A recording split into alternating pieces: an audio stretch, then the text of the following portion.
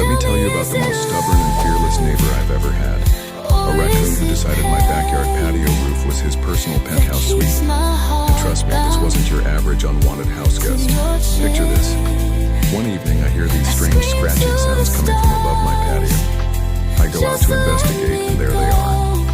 4 raccoons with one particularly bold fellow who I'd come to know as the ringleader, making themselves right at home in my roof space.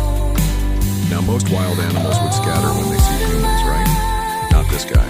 Every time I tried to encourage them to leave, the usual tactics like making noise, using bright lights, this raccoon would just stand his ground, puff up, and give me this look that basically said, "Try me, human." I tried everything. Motion-activated sprinklers. He treated it like a spa day. Loud music. Apparently he's a fan of whatever I played. Even those ultrasonic repellent devices that are supposed to drive wildlife crazy. This raccoon must have been wearing tiny earplugs because he didn't budge an inch. The real kicker came when I attempted to block their entry point. This bold little bandit actually charged at me. Here I am on my own property, being intimidated by a raccoon who's acting like he's paying the mortgage. He'd bare his teeth, make these intimidating growling sounds, and advance toward me like some tiny furry mob boss. What makes this situation even more challenging is that raccoons are incredibly intelligent.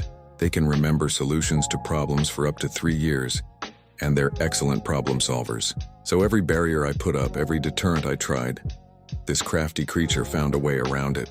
I've learned that this is actually a common problem in suburban areas. As we expand our cities, we're essentially moving into their territory. And some raccoons have become so adapted to human presence that they've lost their natural fear of us. They've figured out that our homes provide warm, safe spaces, particularly for raising their young. The most frustrating part? These masked bandits are protected by local wildlife laws in many areas, meaning you can't just remove them any way you want. You need to work with licensed wildlife removal experts who know how to handle these situations humanely and legally.